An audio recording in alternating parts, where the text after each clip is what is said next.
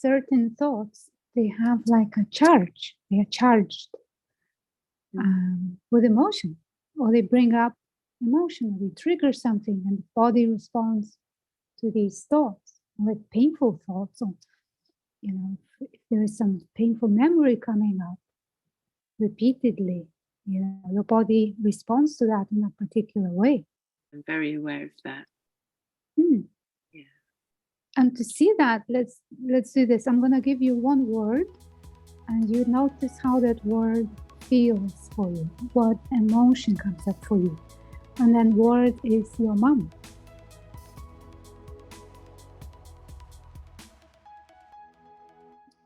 Welcome back, Sarah. Thank you. Thank you very much. It's been how many? 3 days, 4 days since we talked last time. And our conversation was finished abruptly. Just as we were talking about the absence of control. I was like, okay, here you go. Here's the proof. Okay. And can you share with us, me and with the people that are listening,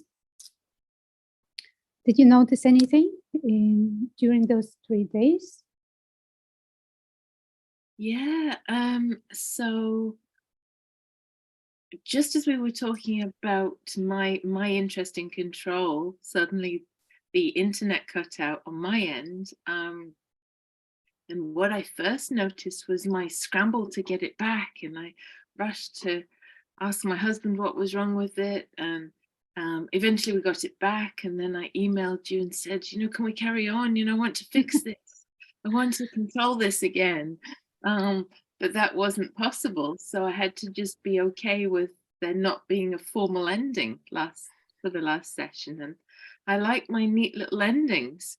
So there was life really, really deciding what to do rather than me deciding what to do. And then you'd suggested via email that I should notice how everything's happening by itself. And I started to do that. I started to notice how emotions would come up by themselves, sometimes really not related to anything that's around me. And sometimes they'd leave by themselves. My thoughts just come up by themselves. I was sitting, I don't normally like to do too much meditation because just so many thoughts come up and I feel like I'm a bad meditator.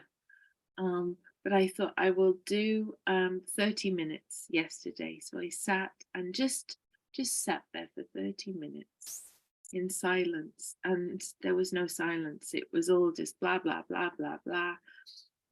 And there was nothing even related to my life. That there were, I remember one thing that was that I was imagining some friend might need to be pregnant, and so I would be a sperm donor. And then suddenly I realized I couldn't donate sperm, and I was shocked. And then after being shocked, I just thought, what a ridiculous thought. Where did that come from? So I definitely don't choose my thoughts. And if I did, I would choose less of them. And they would they would be a bit more practical, a bit more useful. I noticed also when I was out walking how the world around me happened by itself, and what I saw happened by itself. I guess there were so many different ways I could turn to look, or things I could listen to. So I've started to see how things are happening by themselves, but there's still in me this idea that I'm a me and I can control certain things. So it's quite interesting how it persists. Okay, so let's welcome that me. Let's invite him to the stage and see what are these certain things that he can control. So what is not happening on automatic? What is this me in charge of? What does this mean?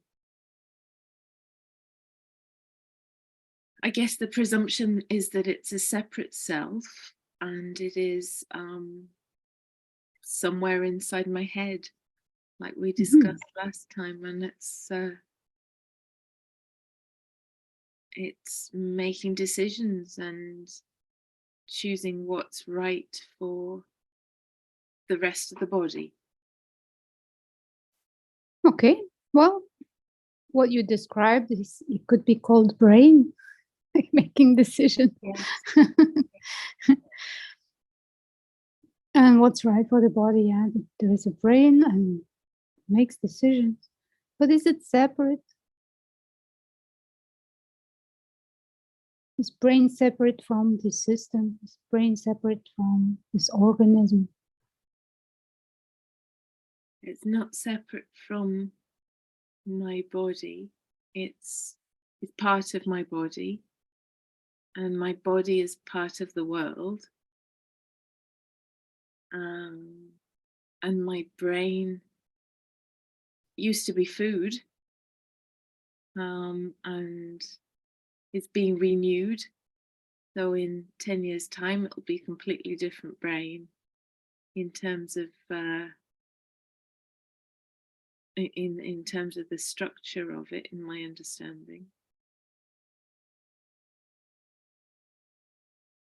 So what is this brain separate from? Brain separate from, it feels like, or the idea that I seem to have is that this brain is separate from my cup. So I choose to hold my cup up, although I don't remember a thought that said, use the example of a cup. It just happened. It just happened.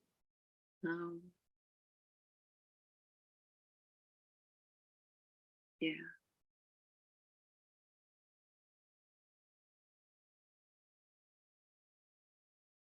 It's an idea I've lived with for the whole of my life, that my body is separate from the rest of the world.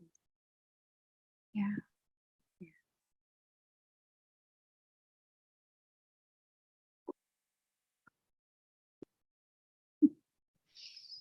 And is it?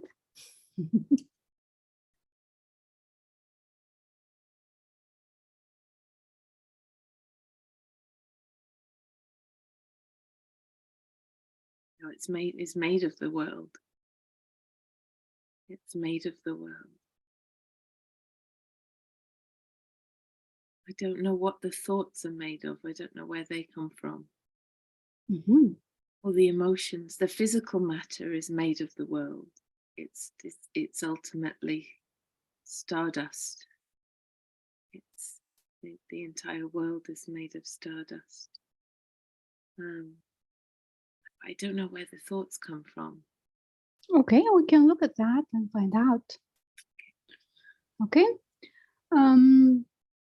Right. So if I ask you a question and then you watch how the thought comes, where it comes from, how do you get the information, what's happening in your experience. Okay. So if I ask you this question, can you give me a number from 1 to 100? And I just give it quickly. Yeah. Yeah. The first thing I thought of was 76. Okay. How did that number show up for you? Well, as you said, can you give me a number? I thought you were going to say between 1 and 10. So 5 came up, but then you chose between 1 and 100. And I thought, well, there's more range. And then suddenly 76 arose.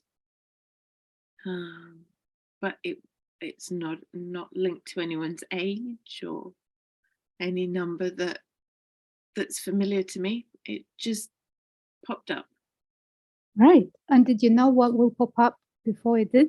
Like prior? No. Okay. So I give you a fresh question and you watch, where does it come from? Okay. And this time it's a number from 5 to 200.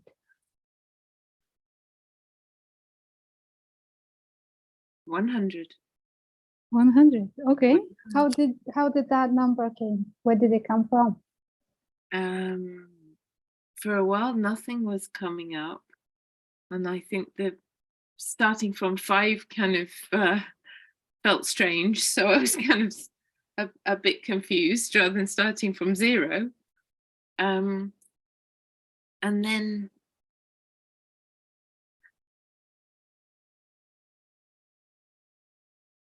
then 84 came up, and I decided I didn't like that because 200 was the limit. And then 100 came up, and I thought that sounds too too much of a rounded number. But then I thought, no, I'm going to stick with 100. So the numbers just come up, and then there are thoughts linked to them afterwards. Right, right. And oh, I forgot what I was going to say. See, it doesn't come up on the mind. Interesting. Because for me, it's also like, can I give you a number from, and then I just wait and I see what shows up and I say. So I don't have like a script or anything. It also just comes up and it's said. And there was an answer to my own question as well, like 138. It's like, okay, it's just like to answer its own question. Wow. Yeah, yes. So thoughts are just coming up. Right. And how did it come up? Did you see the number in imagination? Did you heard it? Let's try a new one. Yeah. Let's do a new one. From 20 to 27. 26. Okay. So how was it? What happened? Yeah, I had to, I'm visual, so I saw 20 and then I saw 27, and I kind of had a look in between them somehow. And there was this kind of blank space, and then 26 popped up. Mm-hmm. Mm-hmm. So what do these numbers come from?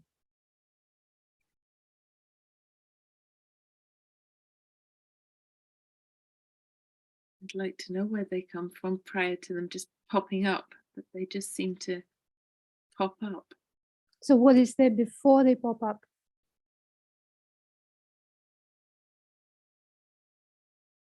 There's a space, a potential. Mm-hmm. Mm-hmm. And is that space or potential contained? Is it like, is there a container for the space and potential?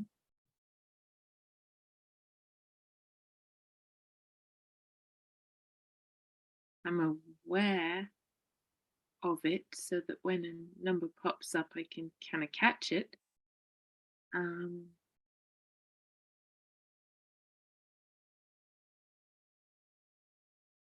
But I can't tell how big this space or potential is. Mm-hmm. Okay, so now let's play with something more personal. I mean, watch again where these thoughts come from. Okay. Where did you go for holiday last time?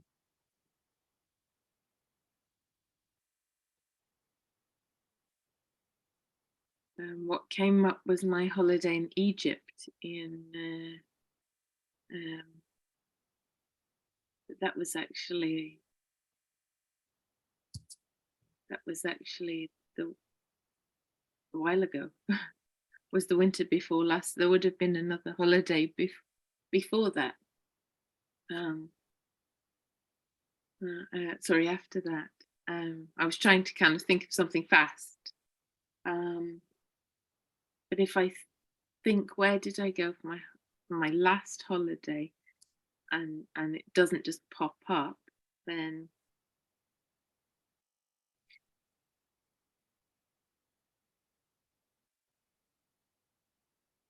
Well, most recently I've been to a retreat in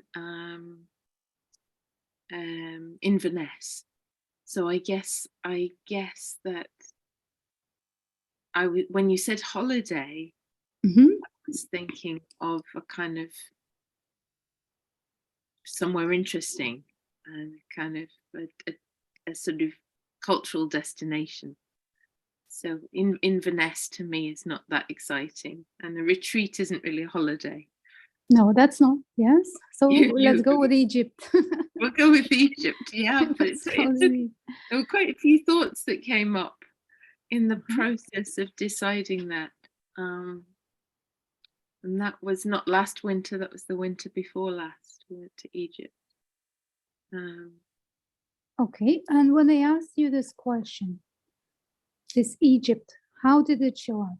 Do you see an image? Do you remember a feeling or emotion? Just a thought? How did that show up?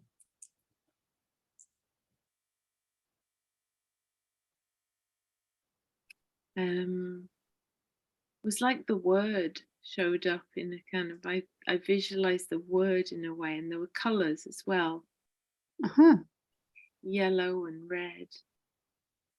And it's somehow linked with the word holiday. Uh-huh. Hmm.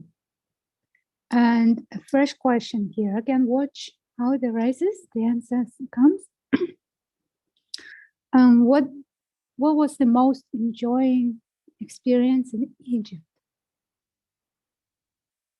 And immediately what came up was the diving that we did. If I were to really think about it and sort of list all of the different things we did and then decide what I most enjoyed, then there might be a different answer, but that would take too long. And also would have to contemplate what enjoy meant to me, versus what was most interesting, and so on. But the diving, just again, there was a kind of picture of being on a boat, Mm-hmm. and it just arose. Mm-hmm. And I think with that question, what I've realized I can do is I can kind of, yeah, I'm someone who thinks a lot. So Uh-huh. if you had written in an email what was the most enjoyable part of your holiday to Egypt, I wouldn't suddenly write back diving. What I would do is I would think, well, what does enjoy mean to me? I would think about all the different places I'd been, and I'd work out whether immediately what is interesting is almost preferable to me than what is enjoyable. So there'd be this Mm-hmm. whole process of thoughts that I would then think that I owned. I owned Mm-hmm. this whole process, and I created this whole process. But again, even that, I suppose, would have arisen.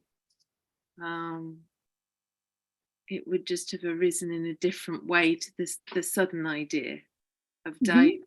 diving. Yeah, and I would just feel like I'm more in control of that whole process of thoughts. There would be the idea that I'm more in control of it because it's sort of sequential and it feels more like me in a way. Okay, so are these thoughts coming from me or about me? About me, because I can't really find a me that they're coming from, apart from Right. this brain. And they're not about a brain. Oh no, we notice that there is a space or quietness before the thought. Yes, that's true. There's a Yeah, sort of empty void right. before thought. So these thoughts, they just pop up from nothing and go into nothing. Seems to me, yeah. Yeah, including the thoughts I'm thinking, I'm creating all these stories, I'm choosing, I'm taking time to think about stuff. That's more stuff coming out from nothing. Yes. Yeah. Yeah. So. And where do they come up? Where do you see these images? Like, where would you say in your space these images show up? I'm going to ask you a fresh question, and you look at the place of the images. Where do you feel them or see them? Okay.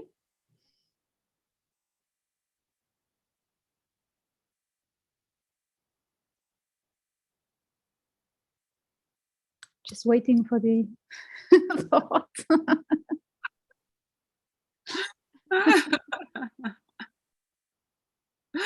Come on.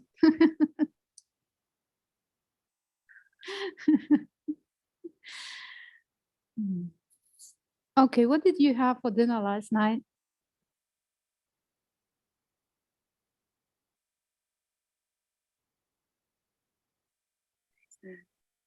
Yeah, there's a visualization of what I had, and place in the kitchen where I was preparing it.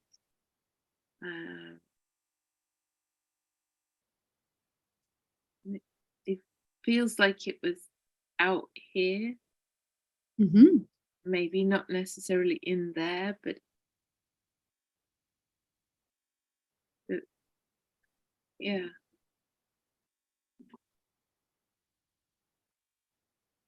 Somehow Okay. it's a bit more outside than in there. Could even be in the kitchen itself. Okay, so the visualization is happening somewhere around this area. Like the mind screen that shows mind movies is around here. Let's call it that.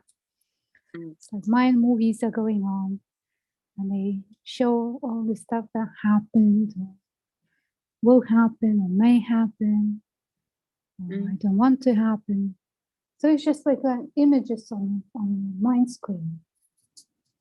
Yeah, sort of like in the projectors of my eyes, maybe. And it's invisible screen, like a transparent screen. Yes, yeah. And when I'm aware of it, it's like the screen takes the whole space. I don't even notice it's a screen. I'm suddenly in the screen. Yeah, like virtual reality goggles. Yes, yeah. In there. You can be in Egypt while sitting here. Yeah.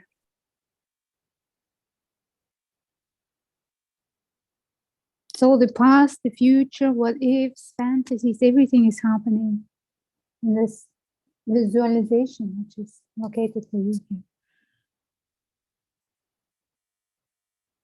It seems that way. Yeah. I don't know if that's true or not, but that's my perception.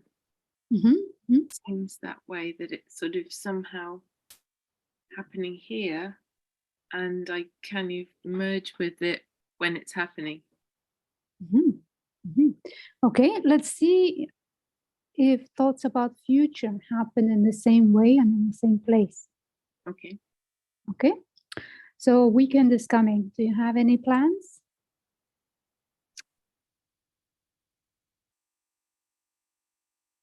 So the first thing I thought of was my diary, and again it was a visual image. And the diary was closed, so I was kind of trying to open it to see what I'm doing. And it seemed to more come in this area. There was definitely a picture. Okay, so you're gonna write in your diary, and what else are you gonna do? It was more that I was looking in my diary to see what I'm doing this weekend. Yeah. I rely on my diary. Okay. And as I say that, I'm really imagining my diary, and I'm thinking, where is it? It's not on my desk here, but I put it in my bag. Mhm. So again, I visualize a bag. In fact, I'm Right. So, visualizing the room next door, where it is. And it seems to be somewhere out here, but I merge with it as if I'm in the room next door, mhm. as if I'm there.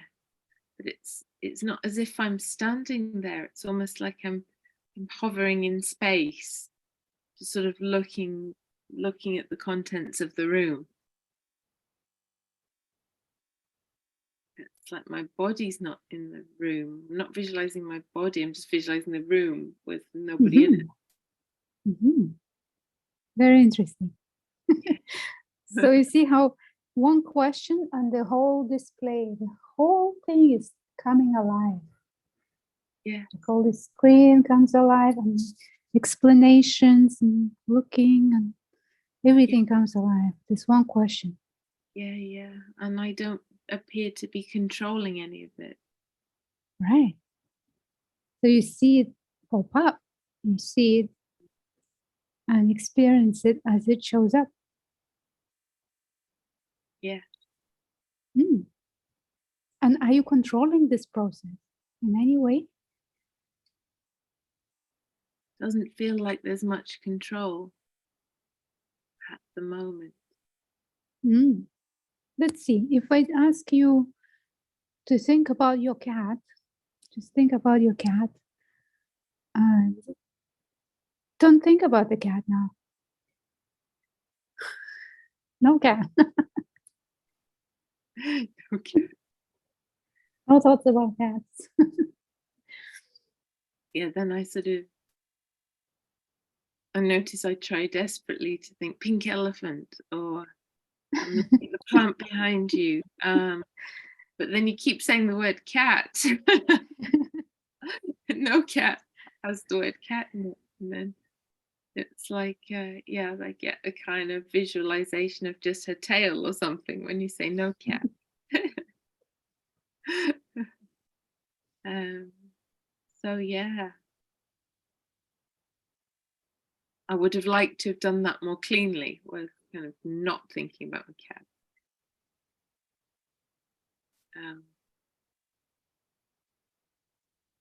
But that's not how it arose. So it's Right. I'm really starting to see how things arise Mhm.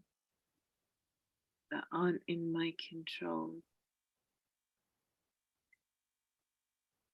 Certainly thoughts. Yeah. And I can't really find a place they come from apart from a sort of a nowhere, Right. and a place they go to apart from a nowhere.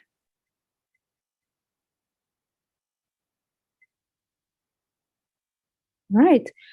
But you can also see that certain thoughts, they have like a charge. They are charged with emotion, or they bring up emotion, or they trigger something, and the body responds to these thoughts, like painful thoughts. Or, if there is some painful memory coming up repeatedly, your body responds to that in a particular way. Yes. Right. So even though these thoughts are coming and going by themselves, the body uh, is responding to that emotionally. Yeah, I'm very aware of that. Hmm. Yeah.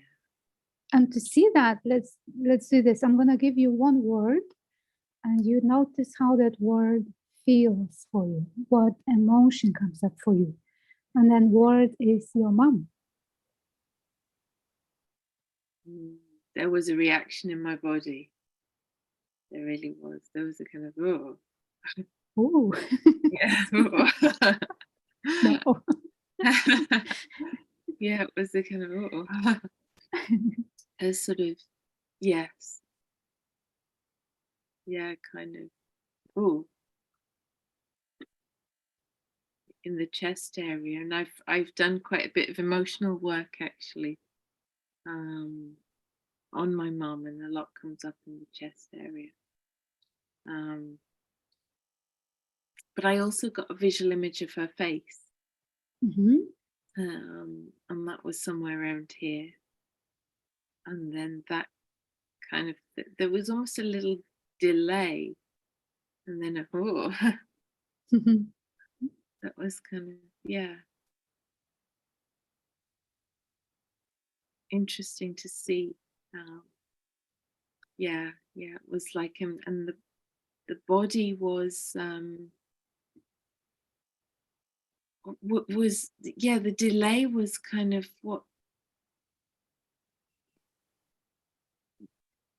there was a sort of I think the body seems to care about whether it's sort of going to be threatened or whether it needs something. So goes towards or pulls away. And there was a way in which I noticed a kind of pulling away when you said my mum. It's like, oh, there could be a threat. And I'm putting my hands up, sort of protection. Right. So you can see that in action, how it happens. Yeah. Like a thought, emotion, more emotion, more thought. And then you can start spinning in that. Yes. I really see that. Yeah. So your head is in that imagined screen looking at all the possible past scenarios, what happened. Emotions are going, the heart is pumping, the response is there. Yes. It's like the thought gives rise to the emotion that feeds another thought, gives rise to more emotion that feeds the thought that kind of fires more emotion. Yeah, that's something that I've seen just now, and I've been aware of before as well. It's really true, and I'm really aware that it's hard to control that. I really have to consciously say, sort of stop the thoughts and separate them from the emotion. Right.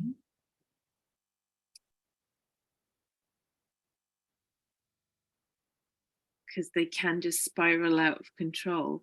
But even if I stop the thoughts and separate them, sometimes they go back together by themselves. Right. Even if you start thinking about pink elephant. Yeah. That mom is still there. Yes. All right. So the exit out of that loop is through feeling that emotion.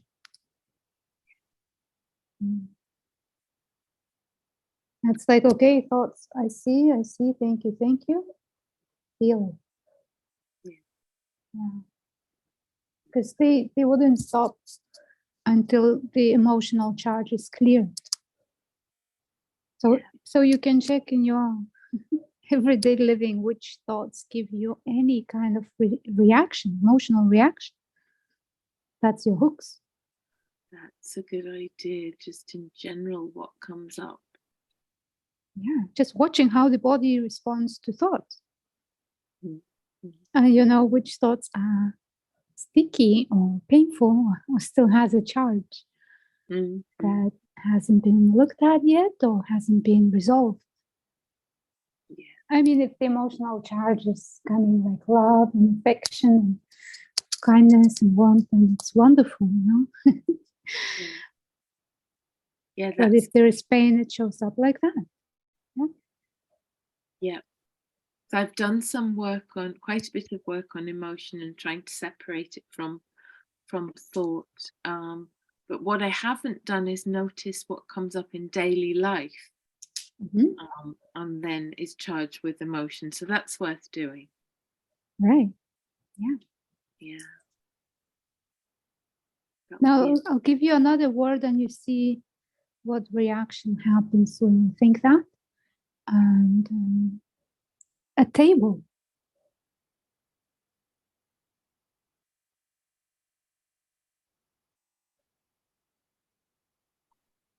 Yeah, I get a picture of a table. Mhm. Then I even sort of thought about this table and then looked at it. And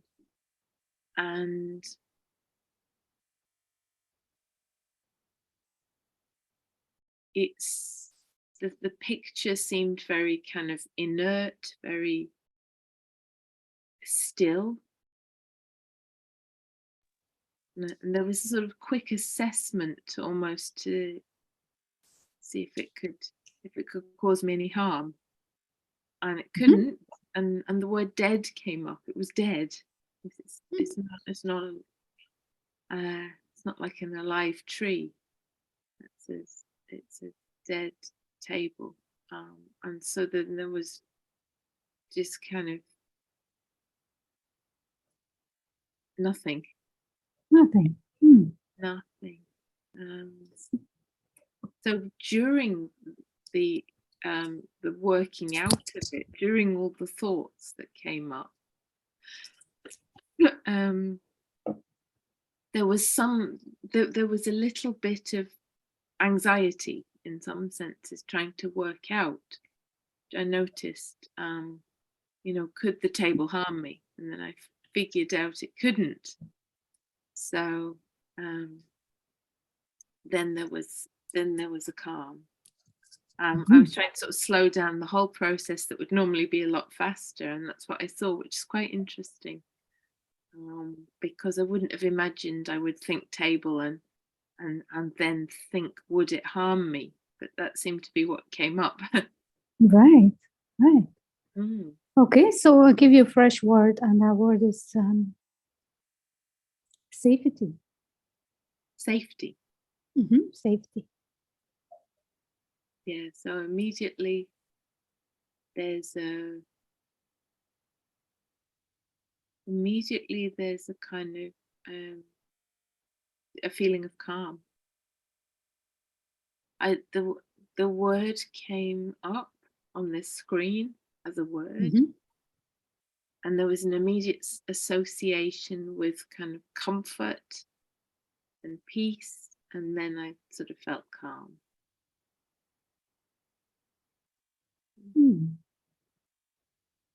So can you see now how this information is coming at us all the time, and there is immediate response and reaction to it? Yes. Yeah. Which is just happening, just flowing freely. It's nobody doing it. Yes. Yeah. You see? Yeah, that's yeah, I didn't choose any of my reactions. I'm really clear about that. Yeah.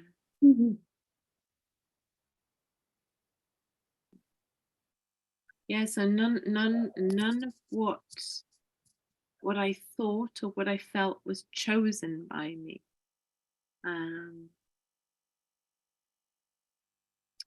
Which is interesting. I imagined that I had more choice.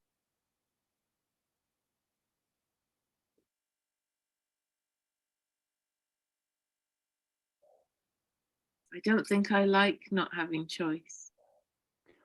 There is a choice. I'm sorry. There is something that we call a choice. Okay. But it's also flowing freely.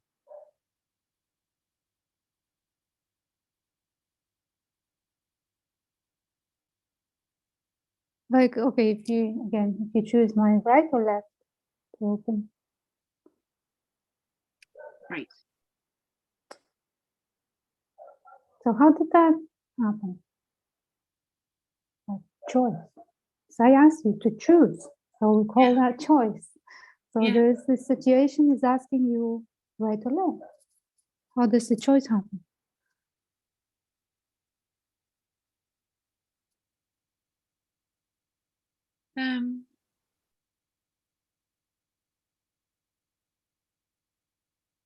Yeah, it was a choice.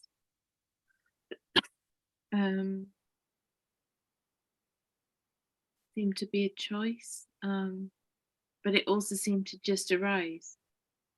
Here we go. There is a choice, there is no chooser. That's the whole trick. There is no chooser. There's nobody here to choose. The choice happens. The choice happens. It just arose.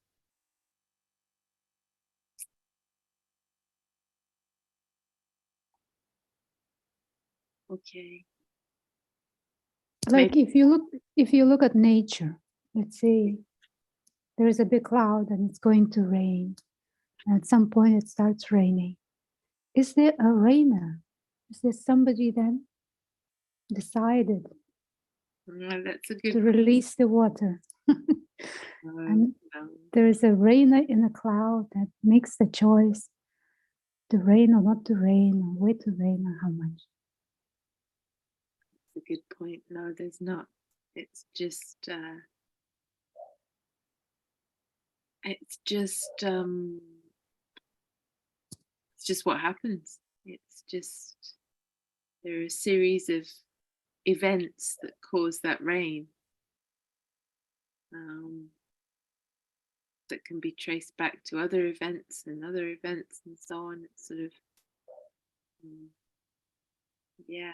And I'm thinking about how the way in which so much is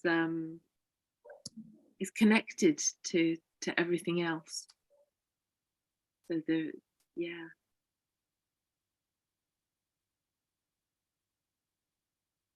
definitely not a rainer. But rain happens. But rain happens. Without any rainer. Yes. Yeah. So the choice here also happens, but without any chooser.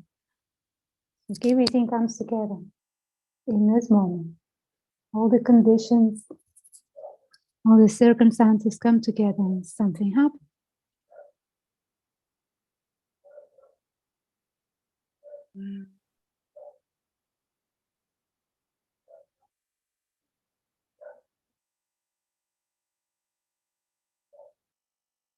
Yeah, I see how there's definitely no rainer. I'm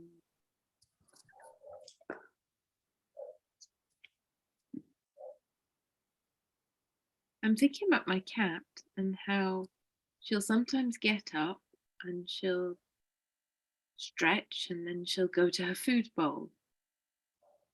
And I guess she's really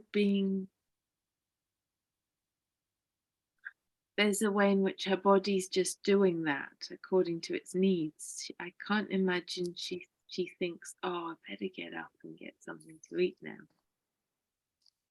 Oh no, I can't be bothered. I want to stay here in this nice comfy little nest that's been created for me. Oh no, I'll go. I do need to get up. Go on, get up. I don't imagine there's a series of thoughts like that. I imagine that her body just acts. Right. Something I want to show you. Okay, so this moment, right here, right now, there's this flame. Yeah, it's obviously here. And did it choose to be here? Did the flame choose? Yes. Did the flame decide to be here? No, doesn't. How is it here?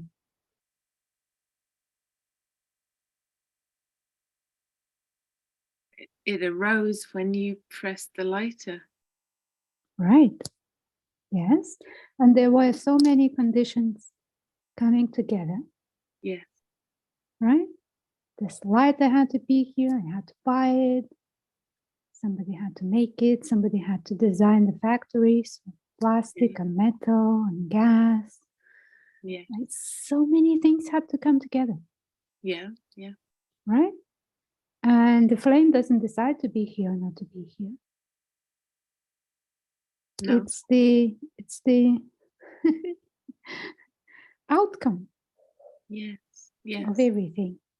It's the outcome of everything. And just one condition changes, just one condition, this one. Yeah. And the flame is gone. And did that flame choose to go away? No. That's how everything happens. Well, okay. And you're not the flamer, because so many other people had to be involved in creating the lighter to produce the flame. If you were the flamer, then it would just be up to you to create that. Yes, I really see that with that example, how conditions, so many conditions, give rise to one occurrence, that are beyond any one individual.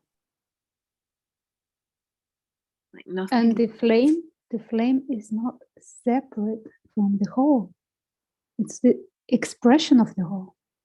Yeah. Or the word totality, word everything, or life, consciousness.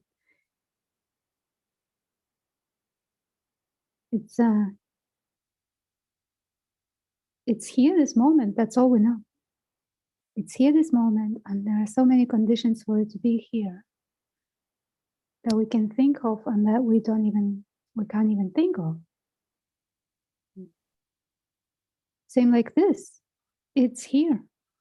Every word that comes out is like that flame. It's here. So many. That really makes sense. I really am myself a product of so many things. Physically, what I've eaten, what I've done, emotionally. So many different things have led to me sitting in this chair and being me, and having the thoughts that have arisen, and the emotions and the examples we worked on. If I'd had different experiences with my mother, I might have had a very different reaction to her. If I'd had different experiences with tables, I might have a different reaction. And I really see how everything's really linked to everything else, in a way where it's so hard to just separate things off. It's impossible. Yes. There's nothing separate. There's nothing separate from the whole. It's impossible. Yeah. Totality includes everything. Yeah. And it's not like one part of totality is connected to another part of totality. It's everything at the same time, spontaneously, and here, right here and now. Yeah. That really makes sense. That right here and now, and spontaneously. Like this moment is like that flame. Whatever is here, this moment Arose. It's just arising and being here. And this idea of a separate self starts looking very funny at this point. And how this separate self can be in charge of this totality, or make totality do what I want. Okay.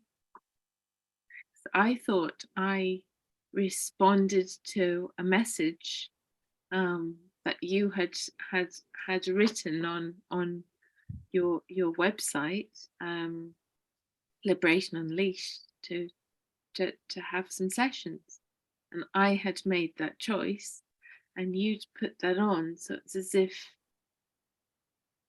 if only two people were involved, but there's so much that has led to me going on your website in the first place, and so many, yeah. And the internet could have crashed again, which means that we wouldn't be here right now. Right? Or someone else could have responded before me, and you could have only had time for one other person, or yeah, there's so many factors. It's true. It's really true. So there's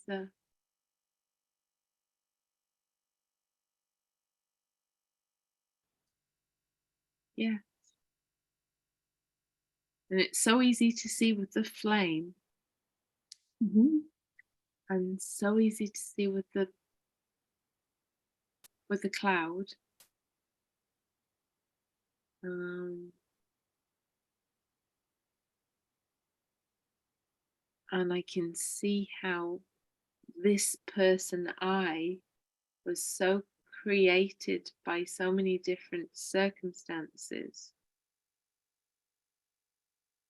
that are within the whole, and it's very much part of the whole. He stands there in the middle. I'm a separate self. Look at Yes. me.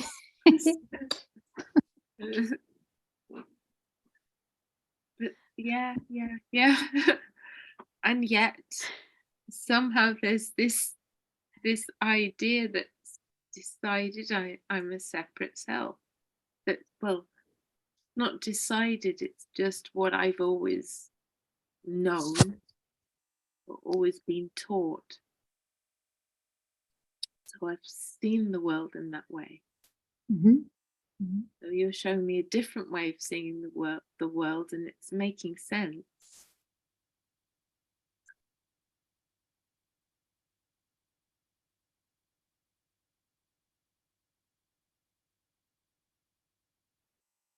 It's making sense. Okay. And I'll give you a homework. Okay. Okay. And if you can get out in nature and just stay by yourself somewhere in nature and watch how everything moves. Everything in nature is alive and moves. Yeah. Like wind, trees, birds, everything is in motion. Right? And then have a look while in nature, while seeing that movement. Is this part of that movement? Are thoughts part of that movement? Are feelings part of that movement? Are sensations included in the movement? Are colors and sounds included in that movement of totality, movement of nature alive? That will be interesting, because when you've described the first part, everything in nature moves, I thought, yes, I'll be able to see that. But then you added me in there. That was like, oh, I'm not part of that. I'm just watching it. I'm separate from it. And you're asking me to see if I'm actually part of it. That will, Yes. wow. Yeah. Okay. That Yeah. will challenge the idea that I'm separate. From nature, Yes. from the whole, from everything. Yeah. I will Okay. do that. Thank you so much. Thank you. Sweet. Thank you. Thank you. And I'll see you soon for more. See you soon. Thank you. Thank you for watching the second part of this series with Sarah, where we are talking about separate self and inquiring into the nature of things and reality. If you need some help for your own investigation, you can come to Liberation Unleashed website, find the forum, and make an application for a free account. Somebody will come to talk to you. If you think that I could help you, just find me through my website, which is ilona.ciunaite.com, and we can set up some sessions. And till next time, thank you for watching. Bye now.